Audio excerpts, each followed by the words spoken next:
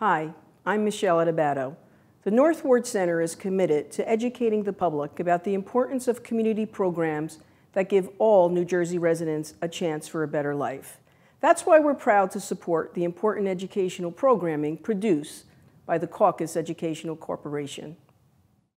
Funding for this edition of One-on-One with Steve Adubato has been provided by the North Ward Center, Georgian Court University, NJM Insurance Group, the Fidelco Group, the Healthcare Foundation of New Jersey, founded by the Jewish community, Fedway Associates, and by Johnson & Johnson. Promotional support provided by the New Jersey Business and Industry Association, and by New Jersey Monthly, the magazine of the Garden State, available at newsstands. This is One-on-One. I'm an equal American just like you are. The jobs of tomorrow are not the jobs of yesterday. Look at this. You got this? Here it is, man. Look at that. Life without dance is boring. I don't care how good you are or how good you think you are, there is always something to learn. Do you enjoy talking politics? No. People call me because they feel nobody's paying attention. Our culture, I don't think, has ever been tested the way it's being tested right now. Such a good question. High five.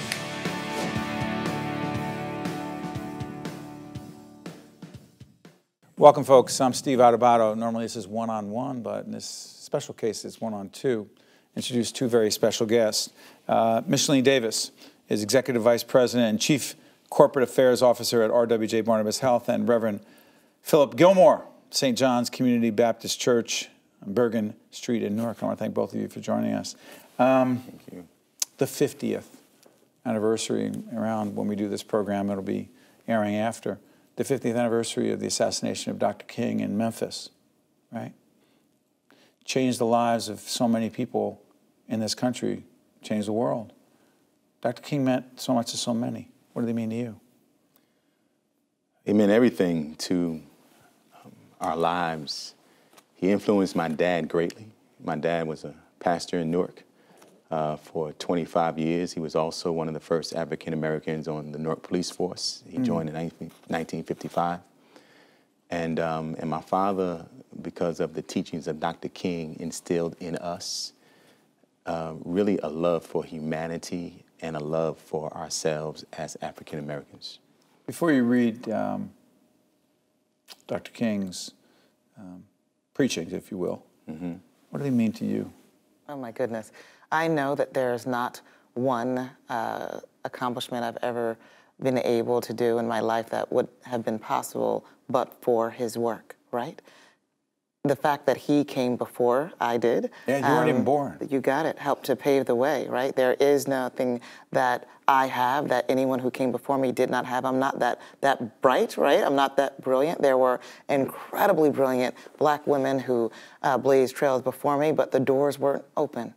And so he opened those doors. Dr. King was 39 years of age in Memphis, Tennessee, for the sanitation workers there to support them. Yes. There was they were getting the shaft. They were getting treated terribly, and they just asked him. You know, a lot of people would ask Dr. King, obviously, to do all kinds of things, and he was exhausted, but he went anyway. Read to us. This is a prayer of Dr. King's. I just think that if you're going to really look into the heart of a man or soul of a man, that if you have the opportunity to eavesdrop in on his prayers, that it shows you a lot about him. And so this prayer says this. It says, "Our loving Father, from thy hand have come all the days of the past. To thee we look for whatever good the future holds. We are not satisfied with the world as we have found it. It is too little the kingdom of God as yet. Grant us the privilege of a part in its regeneration. We are looking for a new earth in which dwells righteousness. It is our prayer that we may be children of light, the kind of people whose coming and ministry the world is waiting." What do you take from that? By the way, he was really young. He was. Early on Yes. in his career. What does it mean to you? What this is saying to me is this is a prayer really to the African American population. And it is encouraging us to understand a high and noble calling that we've been given to bring to humanity a greater depth of insight and passion for each other. He says that we are not yet like the kingdom of God on earth, not yet. And that's really what his heart was. In the book of Revelation, it talks about in heaven there's going to be every nation, tribe, language, and people group. So what Dr. King really wanted was a little taste of heaven on earth. His dream was is heaven's reality. And in his mind, he's just saying, why wait? Why do we have to wait till we get to heaven to get along, to be a brotherhood of love? And he looked at our struggle and our plight as a privilege to lead, because there is no power like the power that is displayed when the oppressed reaches out an olive branch of love to the oppressor. That changes the entire dynamic. First of all, thank you, Reverend. You've helped us in so many ways. You're a part of our very challenging, difficult, but important conversation about police-minority relations, which you participated in as well. So, Michellene, what do you think Dr. King would think and feel about where we are today and where we are not in terms of social justice in for the African-American community and the state of race relations? I think, Steve, that he would think two things. One, that he knows that his sacrifice was not in vain, in that there are so many people who were still fit for the fight.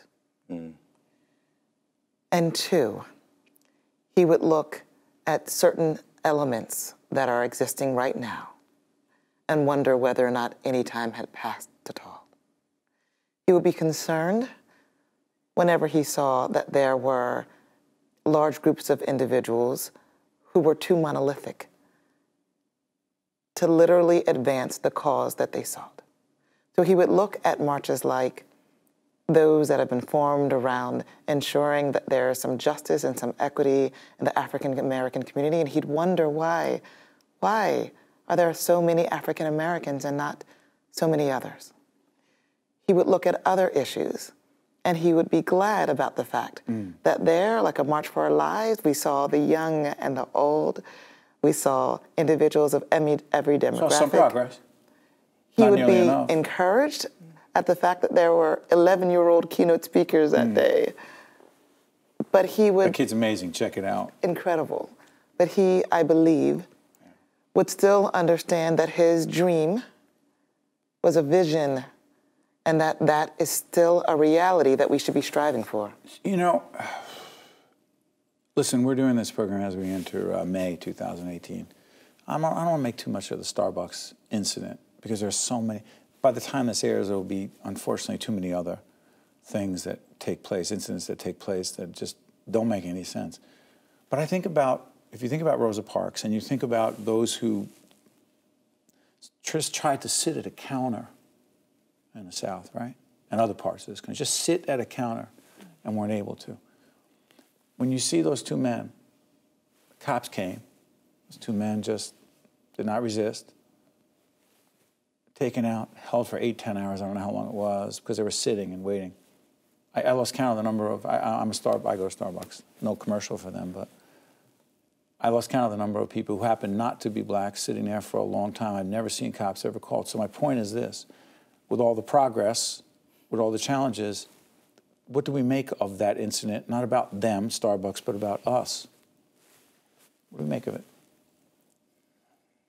What would he make of it? What would he make of it? Well, I mean, he would point out the obvious, that racism still exists. Is it different than it was in 1968? It's still based upon fear. Fear of? And that's the question. Why? Fear of what? What was that manager afraid of? It's hard for me to say. I wish I could jump into his head to try to figure out where the fear or the misunderstanding comes from, or the ignorance comes from. I mean, I'm not a person who immediately jumps to the level of saying that something is prejudice, right? I'm not that person, but I do think that there is a thin line between ignorance and prejudice. And I happen to believe that I'm going to fall on the side of ignorance before I fall on the side of prejudice, because I think that when you have the opportunity to spend time around people, then they can begin to see past the color of your skin. And so... rather than the content of your character. Absolutely. As Dr. King said many times. So I'm curious about this. For those watching who say, you know, I don't know why we can't have an honest conversation about race. And I don't simply mean, not simply, but mean the persecution and the injustice that the African-American community continues to face. I mean an honest conversation about race without calling someone a racist quickly before we know, as opposed to ignorance, which is pretty bad already. How hard for us to really talk about race? So it's really interesting, Steve. What I have found is the fact that folks have been told for a long time that it is a taboo topic. Don't talk about it. Don't talk about that. Don't talk about religion. Don't talk about politics. And what we have found is the fact that not talking about those things perhaps has created these barriers that prevent us from being able to move forward. Not even move forward with, say, a progressive agenda. Move forward towards a relationship. Move forward, right, towards a corporate strategy. Move forward just onward together. I will tell you that what is concerning to me about the particular Starbucks incident is that it was so not alone. That what we are seeing as a result of that incident is that we are going back to the 1960s type of racism. You asked Reverend Gilmore whether or not today's is different. Well, what we're seeing is that, right, what the word told us, that there's nothing new under the sun, right? Everything old is new again. So while there was an African-American man who was saving lives in one Waffle House, there was an African-American woman who asked for utensils and had the police called on her and literally went through an experience which was with dehumanizing and completely embarrassing, where her top was ripped off and she was arrested for asking for a utensil. There are others, right? So at this stage, I look at it and said, well, I've got to be careful if I want a cup of coffee, if I want a utensil, if I want to play golf. I mean, this is what's starting to show up. Before I let you go, hopeful? Or do you just have to be? Well, Dr. King made this statement. He said, we must accept finite disappointment without losing infinite hope. Hopeful. Undoubtedly so.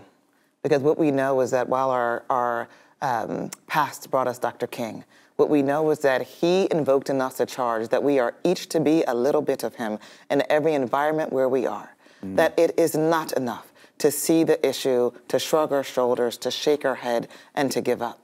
But that we have to utilize every opportunity, every venue, every platform, every cause in order to have a discussion where we come together and not push apart. Thank you, my friends. Thank you. The legacy of Dr. King lives on, and we have a lot of work to do. No doubt. Thank you. Thank you, Steve. Be right back.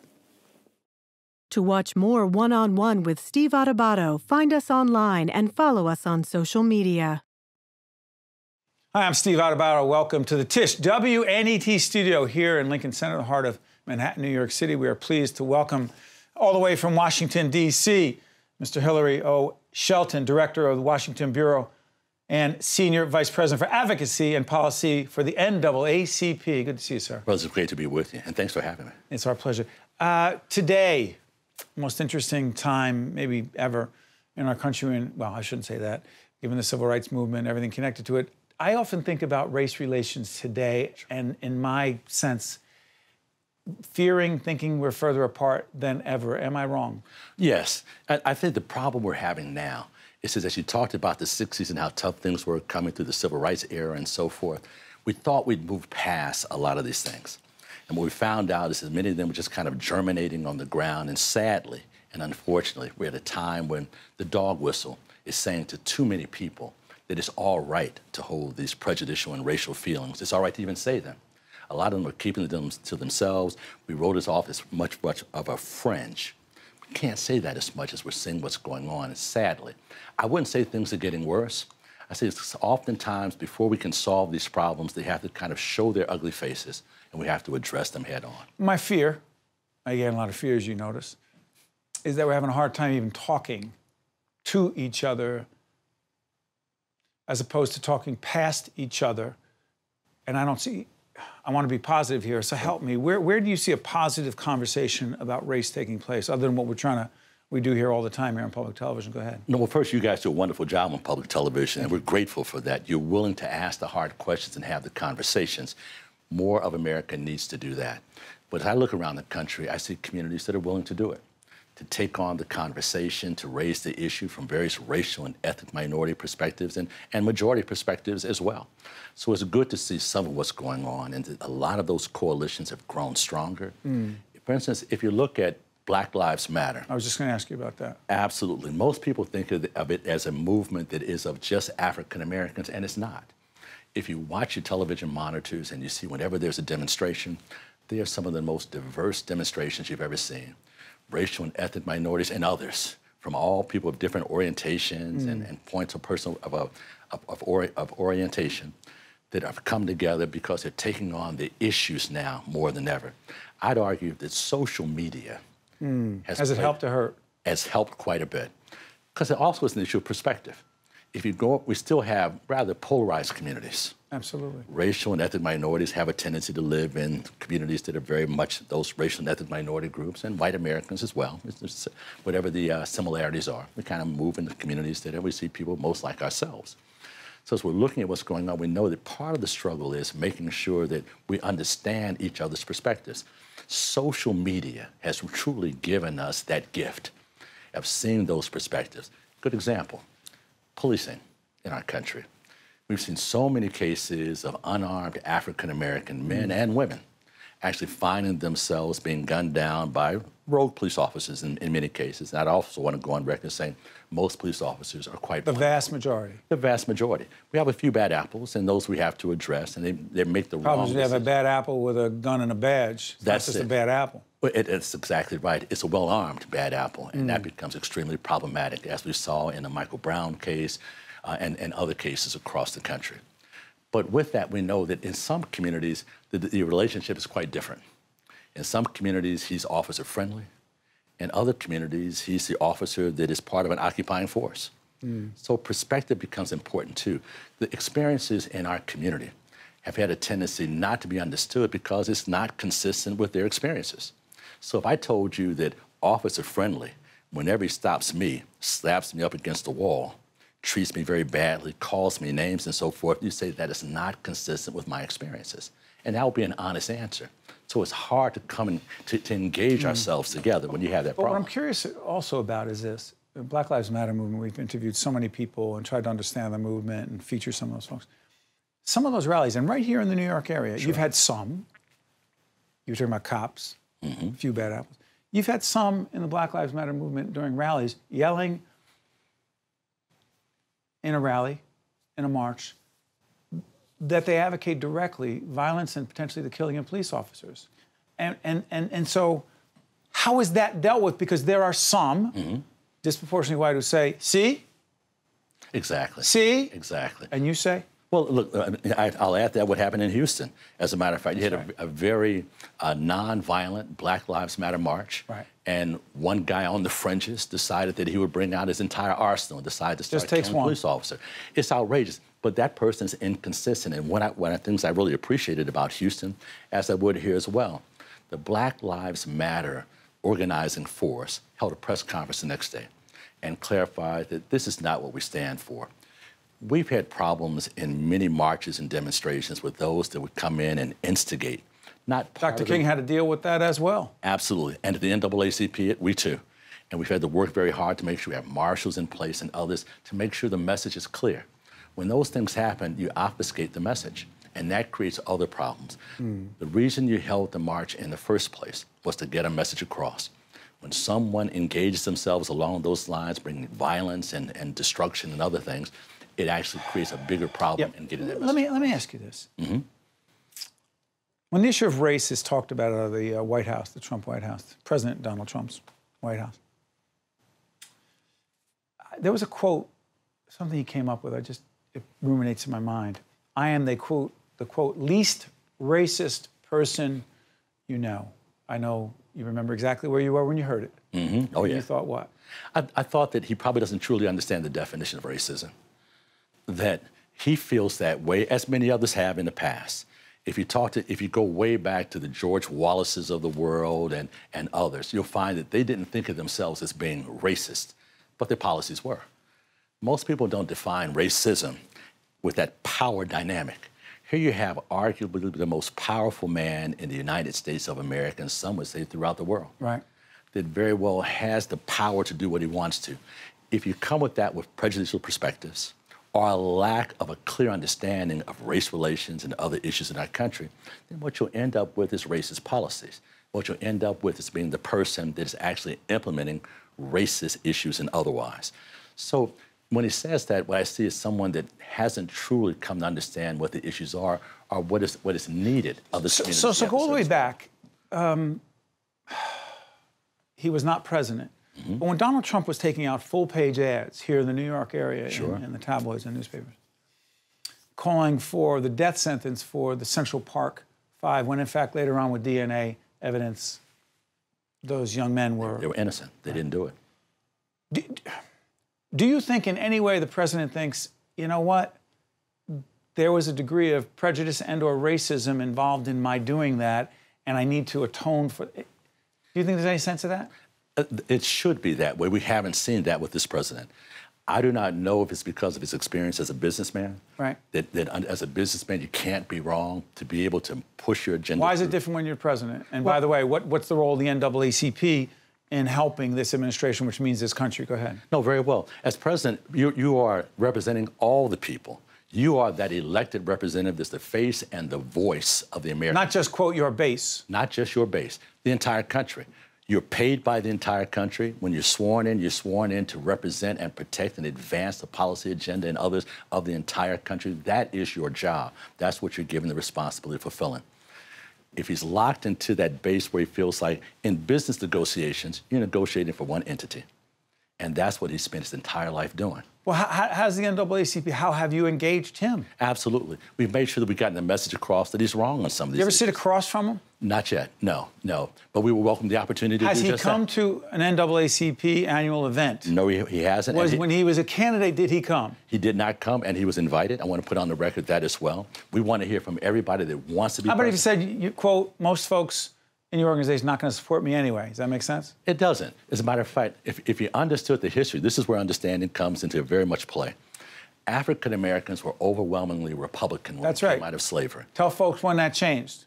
Absolutely. It changed during the Southern movements. That's right. As a matter of fact, of the Southern strategy to be able to pull more of the right-wing racists that felt like they couldn't go home after the civil rights plank of the 1964 Democratic Convention was passed. They felt they couldn't go back home and support these newfangled policies that said that all of us are equal. And that very well you shouldn't be able to discriminate against anyone. That's what that civil rights plan did in shorthand. So in essence, if we think about it in those terms, what we ended up with is a party that decided to open their arms to those for political reasons, but not for social value. Before I let you out of here,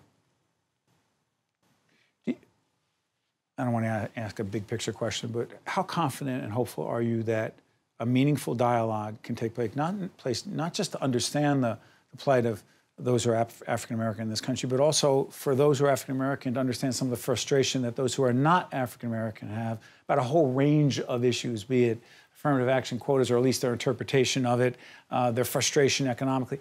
Can we do that without, hey, listen, I've suffered more than you, and the finger pointing? Do you believe we can do that? I believe we can, because it's really all about understanding the different perspectives that are part of this country. We are arguably the most diverse nation on the face of the earth. Our people come from all over the world, bringing different... Including Africa. Absolutely. Including Haiti. Including Haiti, including other places that he used a very derogatory term to describe, and that's sad, again, that he's locked into that perspective. But I don't think he has the people around him to help him understand what's really going on. Omarosa wasn't getting it done? Well, she wasn't, and Omarosa's a friend of mine. So very well, she is someone that was part of that movement that we've talked to on a regular basis, and the problems were very much there. I believe she tried. But the other powers that were moving, and of course, almost a laser beam interest in getting reelected has actually set aside many of these opportunities. What's that last question for the solar equity initiative? Give me 30 seconds on that. Well, we've got to make sure that we include greater diversity among that initiative. What we found out with the research is that the diversity is not there of those who are involved with these programs, and in essence, it's been a challenge for the movement for solar and other renewable energies. We've got to make sure we recognize where people are, what their real needs are, and very well how they can benefit from it, and how we can be more direct about recruiting people into a movement rather than seeing that we've fallen short in our diversity. Mr. Hilary Shelton is Director of Washington Bureau and Senior Vice President for Advocacy and Policy at an extraordinary organization that is as relevant today as ever, the NAACP. What year? Created? 1909. And we just had a birthday 2 days ago. Did, in fact, Thurgood Marshall argue the case, Brown versus Board of Education, obviously as an attorney for the NAACP? Technically, he was with the NAACP Legal Defense Fund at the time he argued the case, but it was our general counsel. But you have to look at that team of lawyers that he brought with him that were as diverse as America again. And then became a historic figure on the Supreme Court. Thank you so much, Mr. Shelton. One-on-One with Steve Adubato has been a production of the CAUCUS Educational Corporation, celebrating over 25 years of broadcast excellence. Funding for this edition of One-on-One with Steve Adubato has been provided by the Northward Center, Georgian Court University, NJM Insurance Group, the Fidelco Group, the Healthcare Foundation of New Jersey, Fedway Associates, and by Johnson & Johnson. Transportation provided by Airbrook Limousine, serving the metropolitan New York, New Jersey area. Stigma surrounding mental illness can lead to discrimination, and this happens too often with veterans. It could limit their opportunities like pursuing careers outside of the military. But having PTSD doesn't make a veteran any less capable of succeeding in the workplace. The more we understand mental illness, the easier it is for veterans to address their mental health concerns and begin to cope. Understanding that a person is not their disability is the first step to stopping stigma surrounding veterans.